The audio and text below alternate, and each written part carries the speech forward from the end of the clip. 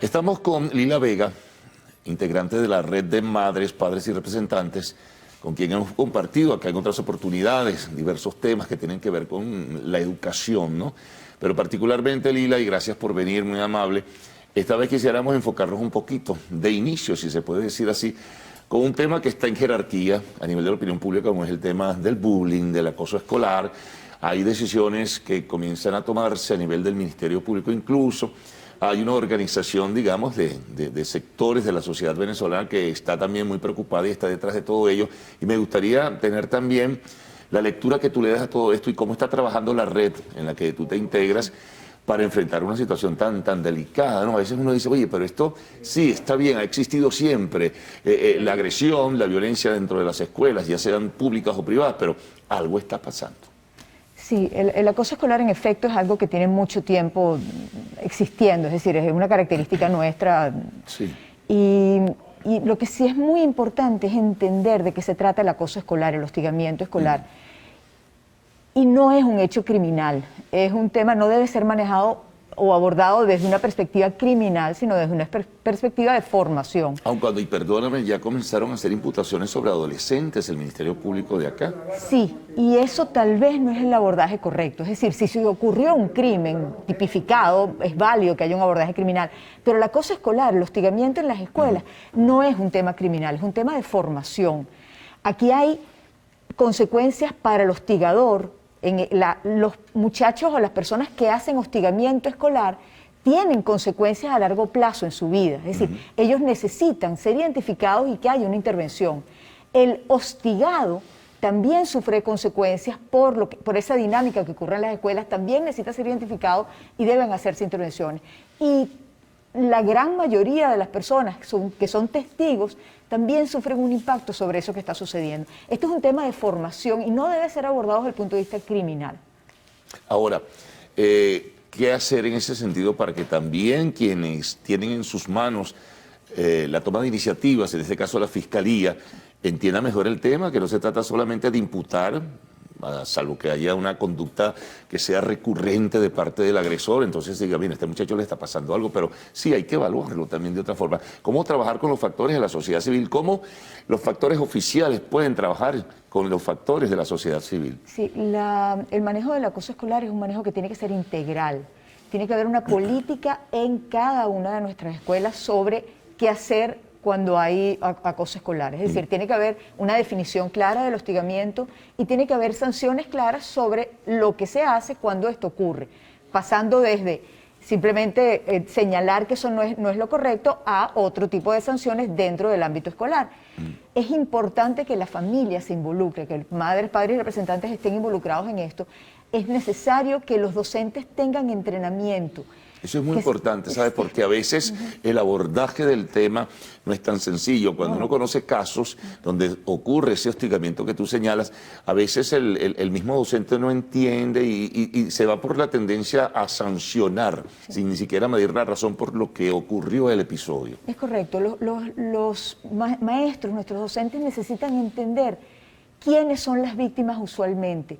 ¿Qué te hace? Aunque cualquiera podría ser víctima, eso no suele ser así. Es decir, hay ciertas características de algunos estudiantes que les hacen ser víctimas más frecuentemente. Lo mismo pasa con los hostigadores. Y también sucede que hay hostigados que en un momento dado pueden convertirse en hostigadores. Entonces, nuestros maestros... Claro, se cambia el rol. Exactamente, porque recibiste violencia y ahora la pagas contra el que es menos poderoso que tú. Eso sucede. Nuestros maestros necesitan entender esto y necesitan tener herramientas para esto. También en Venezuela, y en muchas sociedades, esto no es un problema nuestro nada más, pero nosotros normalizamos al más fuerte, al que es más poderoso. Sí, lo jerarquizamos. Lo ensalzamos de alguna manera, y todavía no toda nuestra sociedad ve con malos ojos que haya alguien más poderoso que abuse de alguien percibido realmente menos poderoso. Eso parece algo histórico-cultural, incluso con influencia en el ejercicio de la política, por ejemplo, el ponderar a aquel que vislumbra o se perfila con poder, ¿no? Es correcto, eso es exactamente así. Qué terrible vicio viene de la historia venezolana. Sí, nuevamente, no es exclusivo nuestro, pero no pareciera que estamos haciendo demasiadas cosas para resolverlo.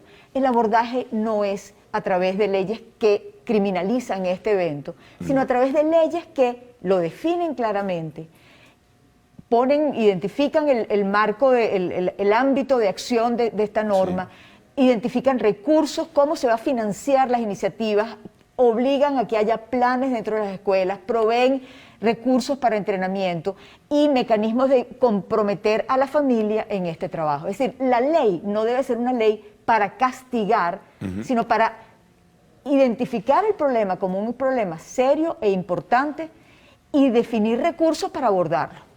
Ahora, el tema también, fíjate que esta semana surge una lectura o una apreciación en la instancia de la Asamblea Nacional, pero de carácter político. Esto surge y viene a propósito de la agresión contra un niño venezolano en una escuela del Perú, que es otro tema que también pudiéramos abordar por allí, porque los niños que se van dentro de lo que es la diáspora están pasando momentos muy difíciles, pero en el abordaje y en la lectura, como te decía, también ahora se le está dando una explicación política que vincula a los adversarios del gobierno con el hecho de que los muchachos o los venezolanos están agredidos en el exterior. Esto como que complica más las cosas, ¿no? Sí, la verdad es que el hostigamiento ocurre por norma, definamos lo primero, es el uso de mecanismos violentos, bien por la palabra, mecanismos psicológicos o físicos, de forma reiterada entre alguien que es percibidamente más poderoso contra alguien que no lo es. Los inmigrantes típicamente somos menos poderosos en el país a donde estamos inmigrando. Es natural, no conocemos, no entendemos, no tenemos los mismos derechos tal vez en algún momento de nuestra llegada. Eso tiene un carácter distinto, es decir, hay que identificar o evitar que haya actos criminales que estén relacionados con discriminación, con odio. Pero en efecto, esto complica mucho el tema. Claro, pero lo que te mencionaba es que en el discurso de los voceros dentro del seno de la Asamblea Nacional lo vinculaban es con el tema de la confrontación interna política con los adversarios. Bueno, pero o sea, ¿esto qué tiene que ver una cosa con la otra? ¿Tú le ves alguna orientación, algún sentido? No. Mira, vamos a hacer una pausa, Lila, y conversamos con Lila Vega, quien es integrante de la Red de Madres, Padres y Representantes. El tema, bueno, el acoso escolar, el hostigamiento, lo que llamamos genéricamente el bullying, que no es una palabra nuestra, por cierto.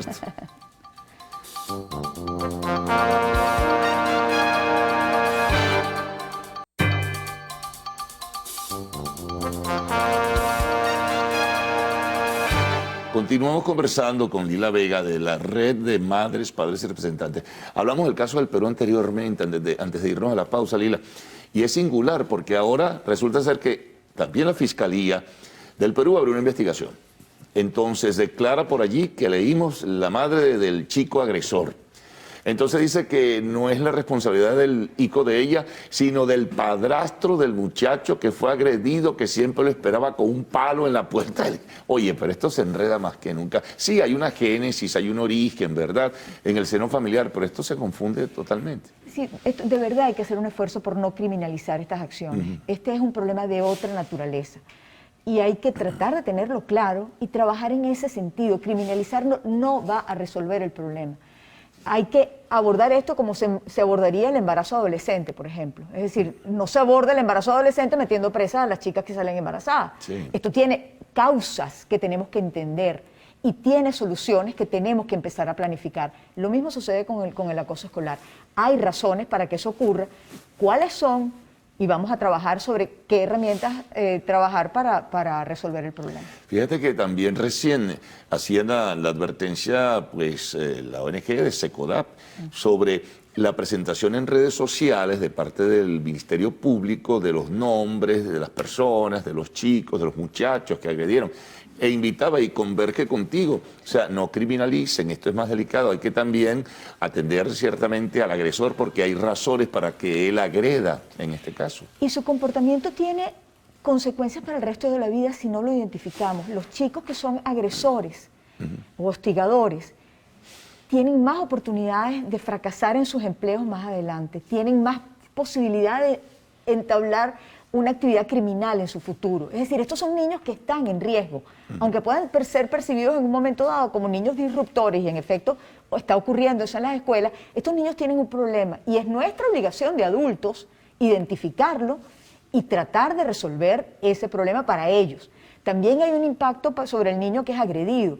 hay un mayor riesgo en los niños que reciben este hostigamiento de problemas psicológicos, de depresión, que son temas que son reales. A mí me preocupa mucho cómo se ha manejado este tema. Se ha acusado, a propósito de un dolorosísimo caso, de un suicidio, al chico hostigador como el responsable del suicidio del hostigado. Eso no es así. Ese es un factor de riesgo adicional, pero el suicidio no es causado por el hostigamiento. Esto hay que ponerlo en perspectiva y hay que evitar hacer más daño de lo que ya está ocurriendo. Yo quiero retornar un poquito al tema internacional, pero por supuesto vinculante a los muchachos venezolanos, porque es que hay un registro, Lila, de agresiones que se hacen públicas. El caso del Perú ahorita porque está en boga, pero es que ha ocurrido, por ejemplo, en Estados Unidos, en transportes escolares, se agrede a niños venezolanos con sentido y orientación xenofóbica. Sí.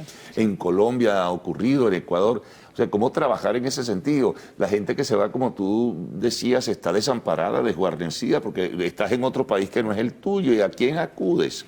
Sí, ahí hay una... ¿Y si hay un prejuicio y un prurito? Sí, no, sin duda. Pero ahí hay una superposición de temas. Es decir, una cosa es el hostigamiento escolar, pero cuando hay un elemento de discriminación, entran otros factores para su consideración. Entonces, hay que ver esto matizado. Tal vez lo más importante es que como madres y padres identifiquemos que este es un problema en el que tenemos que estar involucrados. Los números en países que llevan estadísticas van de hasta entre un 10 y un 15% de los chicos han sido víctimas de hostigamiento, hasta un 50%. Este es un tema frecuente. Nuestros padres necesitan tener herramientas para poder hablar con sus hijos sobre el hostigamiento y si eso está pasando en su escuela, si le está pasando a él. Hay recursos disponibles para que los padres puedan entender cómo comunicarse con sus hijos sobre este tema, cómo conversar sobre la posibilidad de que esto esté pasando. Ahora fíjate, tú hablabas de los números que se manejan internacionalmente. ¿Ustedes por casualidad tendrán números de cómo está la situación en el país? Si ha crecido el hostigamiento o el acoso escolar, dónde es más frecuente, en la escuela pública, en la escuela privada, en fin, ¿qué tienen ustedes en la red como manejo de números? No, SECODAP es la organización que tal vez maneja estos números, pero cuando hay escuelas con mucha diferencia de poder dentro de sus estudiantes, esto sucede más frecuentemente. Estadísticas en otros países hablan de una disminución del hostigamiento en general. En muchas partes del mundo estamos empezando a entender, así como entendimos que la violencia de género era un hecho real, estamos empezando a entender que hay otras conductas en nuestra sociedad que habíamos normalizado y que son en efecto violencia. Así que yo creo que es importante que pongamos el foco sobre eso, pero no necesariamente porque esté aumentando. Yo en particular no creo que esté aumentando. Ah, ok, eso te iba a preguntar de cuál era la percepción tuya, ¿no? Sí. Porque uno siempre va recibiendo información, claro. A veces se multiplican los mensajes y con la utilización también de las redes, que es un tema que no hemos abordado, el influjo de las redes en todo esto, entonces uno tiende a ver que la cosa como que es más grande de lo que verdaderamente es. Existe, sin duda, es tangible, pero algo hay que hacer en ese sentido. Te pregunto, redes, ¿qué impresión tienes de la influencia nefasta que a veces tienen las redes en este tipo de agresión? Sí, existe eso que llaman el ciberacoso. Y nuevamente... No, y copias modelos, el efecto de demostración, te presentan videos, entonces te ríes, te le parece maravilloso que un grupo de muchachos agreda a otro o muchachas agredan a otra. Sí, es un modelaje. Ahora, los países que han estudiado el tema del ciberacoso dicen que la impresión que tenemos es que es mayor de lo que realmente es. Es decir, porque es un espacio amplificable, pero que en realidad las víctimas de ciberacoso en números son mucho menores que las víctimas del acoso regular en las escuelas. Sí, pero sí ocurre sin duda. Claro, pero habría, sí, como tú dices, consultar con la gente de SECODAP para que defina mejor si ellos tienen, por ejemplo, estadísticas sobre hasta qué punto ha subido o no ha subido o hasta qué punto el ciberacoso en nuestro país concretamente ha sido determinante, ¿no? Sí, sin duda necesitamos tener datos duros sobre lo que pasa en Venezuela, pero esta es la experiencia en otros países del mundo. El ciberacoso luce muy de primer plano, pero es menos importante en su frecuencia que lo que ocurre en las escuelas. El problema del ciberacoso es el anonimato, es decir, es más difícil identificar al hostigador, porque es más Sí. fácil esconderse detrás del anonimato. Fíjate, ya por ejemplo, y retomamos al tema de lo que es la legislación. Ya se aprobó en primera discusión un proyecto, ¿no? En ese sentido, ¿tú has tenido acceso al proyecto? ¿Conoces los detalles? No. ¿Cuál es la inclinación o la orientación del proyecto sancionatorio? ¿Echarle la culpa al responsable? ¿No sabes? No, y eso es una falla grave. Estos proyectos de ley tienen que ser consultados con los entes que están inscritos para ser consultados. Aquí estuvo un diputado que dijo que iban a comenzar un proceso, pero todavía ustedes no han recibido Nosotros no hemos ninguna recibido invitación. ninguna invitación y es muy importante porque la orientación de ese documento va a determinar si vamos a tener una lucha más efectiva o no contra el acoso escolar. Bueno, Lila, muchas gracias. Manejamos, creo que, muy importante información en el día de hoy para saber y ubicarnos mejor y que nuestros televidentes se ubiquen mejor, padres y representantes, padres, madres y representantes en este sentido. Dime. Lo pueden contactar a @ la red de padres para información, la red de padres en Twitter, y les podemos dar los enlaces sobre información sobre el tema del acoso escolar. Hay muchas medias verdades que están circulando y es bueno tener la información correcta a la mano. Bien. Bueno, nos vamos a una pausa. Al regreso, el segmento de arte y espectáculos en lo actual.